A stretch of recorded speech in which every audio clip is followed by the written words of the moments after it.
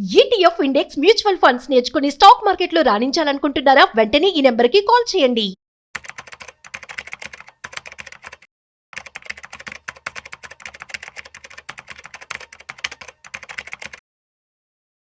ప్రస్తుతం మార్కెట్ పరిస్థితి ఎలా ఉంది? ఇలాంటి టైంలో ఇన్వెస్ట్ చేయడం మంచిదా కాదా? సో ఈ విషయాలు మనతో చెప్పడానికి ఇవాళ మనతో mutual funds distributor Ramesh Pasupuleti గారు ఉన్నారు. వారితో మరింత సమాచారం అడిగి తెలుసుకుందాం. సో హాయ్, హలో, నమస్తే, welcome to business buzz with Rajeev Pasupuleti on Suman TV. Hi sir, నమస్తే. హాయ్ అండి. ఎలా ఉన్నారు? ఫైన్ అండి. Yeah fine sir. సో ఇవాల్టి మార్కెట్ ఎలా ఉంది అంటే ఏం చెప్తారు? డెఫినెట్గా మనం వచ్చేసి మార్కెట్ చాలా చాలా స్ట్రాంగ్లో ఉంది, పాజిటివ్ ట్రెండ్లోనే ఉంది. ఇంకొంచెం చెప్పాలంటే కన్సాలిడేషన్ స్టేజ్లో ఉంది. మన గుడ్ థింగ్ ఏంటంటే మనం కన్సాలిడేషన్ స్టేజ్లో కూడా లోలో ఉన్నాం. Okay okay.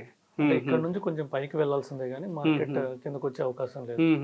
సో మనకు తెలిసినట్టే corporate earnings last year market పడడానికి మెయిన్ ఇంపార్టెంట్ థింగ్ ఏంటంటే హై వాల్యుయేషన్స్. దానికి తగ్గ ఎలక్షన్స్ అని కూడా అనుకోవచ్చా? యాక్చువల్లీ ఎలక్షన్ తర్వాత కూడా మార్కెట్ పెరుగుతూ వెళ్ళింది. ఎలక్షన్ లాస్ట్ ఇయర్ ఎలక్షన్ అయింది ఏప్రిల్, మే, జూన్ ఆ టైంకి అయిపోయింది. కానీ మార్కెట్ సెప్టెంబర్ వరకు పెరిగింది. అవును. సెప్టెంబర్ నుంచే మార్కెట్ పడతా వచ్చింది. సో ఎందుకు పడతా వచ్చిందంటే అక్కడ నుంచి Q2 ఎర్నింగ్స్ వచ్చాయి. Q2 ఎర్నింగ్స్ ఏదైతే ఉన్నాయో బాగా డిసప్పాయింట్ చేసి, సో షేర్స్ అన్ని పెరిగిపోయినాయి. అవును. ఆ ర్యాలీలో అన్ని కంపెనీ అంతకుముందు 1.5 year ర్యాలీలో అన్ని షేర్స్ వాల్యుయేషన్స్ 50 multiples 100 multiples వెళ్ళిపోయినాయి ప్రైస్ టు ఎర్నింగ్స్. కానీ వాటికి తగ్గ ఎర్నింగ్స్ లేవు. Q2 ఎర్నింగ్స్ అక్కడ నుంచి పడ్డం స్టార్ట్ అయ్యి మళ్ళీ Q3 ఎర్నింగ్స్ కూడా వరస్ట్గా వచ్చాయి. అవును. సో అక్కడ నుంచి బాగా డౌన్ అయ్యి చాలా లో వాల్యుయేషన్స్కి వచ్చేసి PE మల్టిపుల్స్ 20 times వచ్చేసి 50 times నుంచి ఆల్మోస్ట్ 20 times వచ్చేసి. దీనివల్ల ఏమవుతుందంటే మన ఇండియన్ మార్కెట్ చీప్ అయిపోయింది. అవును. ఈ లోపల ఏం జరిగింది, యుఎస్ మార్కెట్ బాగా బాగా కాస్ట్లీ అయిపోయింది. ఎందుకంటే మన FIS అందరు ఇక్కడ నుంచి వెళ్ళిపోయారు. FIS ఇక్కడ నుంచి వెళ్ళిపోయి ఎక్కడికి వెళ్ళారంటే యుఎస్కి వెళ్ళిపోయారు. మనకు తెలిసినట్టే అక్కడ కూడా ట్రంప్ గెలిచిన తర్వాత బాగా ర్యాలీ వచ్చింది. అవును. సో మనీ FIS మనీ అంతా ఇండియా నుంచి వేరే కంట్రీస్ నుంచి పంపించారు యుఎస్కి వెళ్ళిపోయి కొంత భాగం చైనాకి వెళ్ళింది. చైనా కూడా సడన్ గా ఒక 20% 30% రిటర్న్ ఇచ్చింది లాస్ట్ 6 months లో. కొంచెం భాగం జర్మనీ మార్కెట్ కూడా ఆల్ టైమ్ హైకి వెళ్ళింది. జపాన్ మార్కెట్ కూడా ఆల్ టైమ్ హై వెళ్ళింది. 30 years తర్వాత మార్కెట్ హై పెరిగింది వాళ్ళకి. 30 years హైని ఇప్పుడు బ్రేక్ చేసింది జపాన్. 30 years బ్యాక్ ఏదైతే హై ఉందో అక్కడ నుంచి లోకి వెళ్ళిపోయి ఆ హైని లాస్ట్ మంత్ లో మళ్ళీ వాళ్ళు బ్రేక్ చేశారు. సో ఆ విధంగా కొద్దిగా FIS మనీ వెళ్ళిపోయింది. కానీ ఇప్పుడు ఏమైందంటే యుఎస్ మార్కెట్ బాగా రిస్క్ లో ఉంది యాక్చువల్గా. ఎందుకంటే వాళ్ళ PE మల్టిపుల్స్ పెరిగిపోయాయి. వాళ్ళ Q2 Q3 Q4 ఎర్నింగ్స్ కూడా రీసెంట్గా వచ్చిన Q4 ఎర్నింగ్స్ వాళ్ళకి బాగాలేవు. సో అక్కడ నుంచి వాళ్ళది డౌన్ అవుతా ఉంది. సో FIS ఏం చేస్తారంటే అక్కడ నుంచి సేల్ చేసేస్తారు. ఎందుకంటే డెఫినెట్గా వాల్యుయేషన్ తగ్గ ఎర్నింగ్స్ లేవు కాబట్టి వచ్చేస్తారు. సో మన ఇండియన్ ఏంటంటే మనదంతా రోబోస్ట్ ఎకానమీ, అన్ని సెట్ చేసేసారు.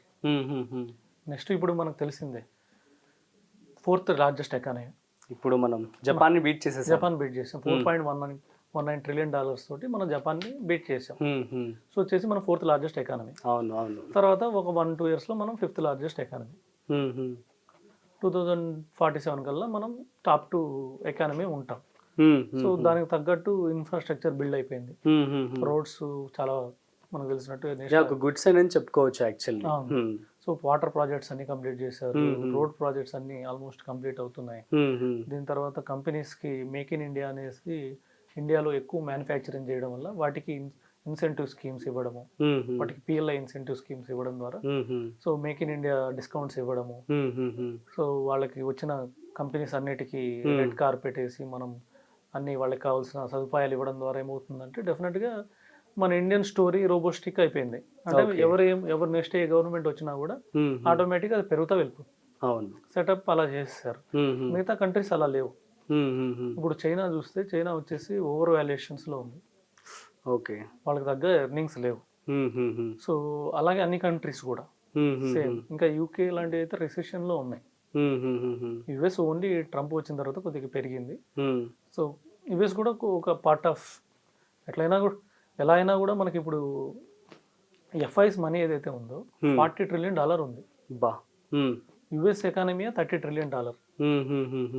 సో మొత్తం అంటే వరల్డ్ మొత్తం మీద ఎఫ్ఐఎస్ మనీ $40 trillion ఉంది, more than their economy. Their economy. అంటే వాళ్ళ 401k అకౌంట్ కానివ్వండి, అంటే వాళ్ళ పెన్షన్ అకౌంట్ కానివ్వండి, లేకపోతే వాళ్ళ లేబర్ లైఫ్ మొత్తం వాళ్ళు ఏదైతే పిఎఫ్ అమౌంట్లు కానివ్వండి, లేకపోతే ఏదైనా కానీ ఐ మీన్ ఇన్సూరెన్స్ అమౌంట్, వాళ్ళు సేవ్ చేసిన ఇన్సూరెన్స్ అమౌంట్ కూడా ఎఫ్ఐఎస్ కిందకే వస్తుంది, ఇన్స్టిట్యూషనల్ ఇన్వెస్ట్మెంట్ కిందకే వస్తుంది. ఓకే. ఎందుకంటే long term investment, insurance policies కూడా 20 years 30 years చేస్తారు కాబట్టి వాడు గవర్నమెంట్ సెక్యూరిటీస్ కానివ్వండి, లేకపోతే ఇలాగ బాండ్ మార్కెట్ కానీ ఇవన్నీ లాంగ్ టర్మ్ మనీ. అవును. ఈ మనీ అంతా ఏమవుతుందంటే ఇన్స్టిట్యూషనల్ ఫండ్ కింద అన్ని కంట్రీస్లో వస్తుంది. ఓకే. కొంత భాగం యూఎస్లో కూడా ఇన్వెస్ట్ అవుతుంది. ఓకే. యూఎస్లో ఆల్రెడీ వాల్యుయేషన్స్ పెరిగిపోయాయి కాబట్టి మిగతా దేశాలకు రావాలి. మిగతా దేశాల్లో చైనా కూడా ఓవర్ వాల్యుయేషన్ ఉంది. సో మనకి కొద్దిగా ఎమర్జింగ్ మార్కెట్స్ అంటే మన ఇండియా కానివ్వండి, వియత్నాం కానివ్వండి, సో ఇలాంటి కంట్రీస్కి కొద్దిగా ఎక్కువ వచ్చే అవకాశం ఉంది. అది ఫాస్ట్లీ గ్రోయింగ్ కంట్రీ ఏంటంటే మనది. అవును. అవును. ఇప్పుడు లాస్ట్ ఇయర్ చూడండి, మనం $3.6 trillion లాస్ట్ ఇయర్, ఇప్పుడు $4.1 trillion. అవును. అంటే మనం ఎంత ఫాస్ట్గా పెరుగుతాం. Yes, exactly. బాగా గ్రో అవుతుందని చెప్పుకోవచ్చు ఇండియన్ ఎకానమీ అండ్ ఇండియా. ఇప్పుడు కొన్ని కంట్రీస్ ఉన్నాయి, యూకే కంట్రీస్ ఉన్నాయి, యూకే కంట్రీస్ రిసెషన్లో ఉన్నాయి, వాటి జీడిపి చూస్తే మైనస్లో ఉంది. మనది 6.5%. అవును. లాస్ట్ క్వార్టర్ 7.4% వచ్చింది. మన జీడిపి రేటు 7.4% వచ్చింది. యావరేజ్ చూసుకున్నా 6.5 years last year. So overall last 5 years average చూసుకున్నా 7% 8% అలా మన జీడిపి గ్రోత్ ఉంది. ఓకే. ఇప్పుడు మన ముందు ఎవరున్నారు, జర్మనీ ఉంది. అవును. జర్మనీ జీడిపి రేటు మైనస్లో ఉంది, వాళ్ళు ఇంక గ్రో గారు. Oh, then there is a good chance to go అన్నమాట మనం థర్డ్ పొజిషన్కి. ఇప్పుడు జపాన్ కూడా మనం లాస్ట్ ఇయర్ చూసుకుంటే 4.1 trillion వాళ్ళు అక్కడే ఉన్నారు, మనం 3.6 trillion ఉన్నాం. మనం వాళ్ళని బీట్ చేస్తాం. అవును. అవును. ఎందుకంటే మన గ్రోత్ అలాంటిది కాబట్టి. అవును.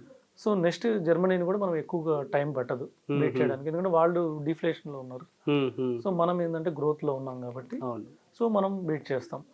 మన ఇండియాకి వచ్చిన మెయిన్ కన్సర్న్ ఏంటంటే ఇప్పటికి కూడా ఏంటంటే కొంచెం ఆదాయం తక్కువ, తలసరి ఆదాయం తక్కువ, పర్ క్యాపిటల్ ఇన్కమ్ తక్కువ.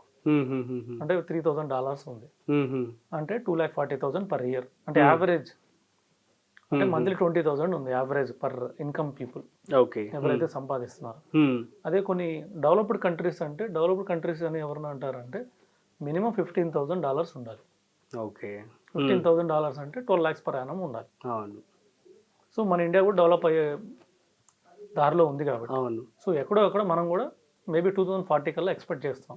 ఓకే. 2040 కల్లా మనం 12 lakhs యావరేజ్ ఇన్కమ్ అవుతుంది. ఓకే, సూపర్ అండి. సో మరి ఇప్పుడు నిఫ్టీ, సెన్సెక్స్ రెండు కూడా హై మీద ఉన్నాయి. సో మరి ఇలాంటి టైంలో మార్కెట్లో ఇన్వెస్ట్మెంట్ చేయడం మంచిదే అంటారా? డెఫినెట్గా. చెప్పింది యాక్చువల్లీ ఇది మనం చాలా ఫాస్ట్ గ్రోయింగ్ కంట్రీలో ఉంది. మనం ఈ ఫాస్ట్ గ్రోయింగ్లో ఏమవుతుందంటే next 10 years 20 years market golden period. Companies ఇంకా చాలా పెరగాలి, పెరుగుతాయి కూడా, పెరగాలి, ఇంకా చాలా పెరగాలి. ఇంకా వాటికి ఏంటంటే ఇప్పుడు ఇన్ఫ్లేషన్ తగ్గితే డెఫినెట్గా వాటికి కంపెనీస్ అన్నిటికీ లోన్స్ వస్తాయి. ఎగ్జాక్ట్. చాలా తక్కువ రేట్, ఆల్రెడీ ఉన్న లోన్స్ కూడా ఇంట్రెస్ట్ రేట్ తగ్గుతాయి. అవును. తగ్గినప్పుడు వాటి ఎర్నింగ్స్ పెరుగుతాయి. ఎగ్జాక్ట్లీ. ఎర్నింగ్స్ పెరిగినప్పుడు కంపెనీ లాభాలు పెరుగుతాయి. అవును. సో ఇక్కడ నుంచి మన గ్రోత్ స్టోరీ ఎలా ఉండబోతుందంటే next 10 years 20 years definite golden period. Oh great. ఎవరైతే ఇన్వెస్ట్ చేస్తారో వాళ్ళు చాలా డెఫినెట్గా చాలా టైమ్స్, ఎందుకంటే షార్ట్ టర్మ్లో అప్ అండ్ డౌన్స్ కామనే ఉంటుంది. అవును. మార్కెట్లో నార్మల్గా ఒక క్వార్టర్ ఎర్నింగ్స్ బాగుంటాయి, ఒక క్వార్టర్ ఎర్నింగ్స్ బాగుండవు. అవును. కానీ ఓవరాల్గా పెరుగుతూనే వెళ్తాయి. అదే నెక్స్ట్ 10-20 years చూస్తే ఇప్పుడు దాకా వచ్చిన వాటికన్నా ఎక్కువ ఉండే అవకాశం ఉంది. సో ఎవరైతే ఇందులో ఇన్వెస్ట్ చేస్తారో ఓపిక్గా ఉండాలి అంటారా? 10-20 years ఎవరైతే ఓపిక ఉంటారో వాళ్ళు తిరుగులేని లాభాలు చూస్తారు. ఎప్పుడైతే చైనా గ్రోత్ స్టోరీలో ఉండిందో 1985 to 2000 year వరకు ఎంత ఫాస్ట్ గ్రో అయిందో ఆ ఫేస్ లో మనం ఉన్నాం. ఓ గ్రేట్. దెన్ అయితే సో అందరికి గోల్డెన్ పీరియడ్ అంటారు. ఈ టైంలో ఇన్వెస్ట్మెంట్ చేస్తే మంచిది. డెఫినెట్గా లాంగ్ టర్మ్ కి డెఫినెట్ గోల్డెన్ పీరియడ్.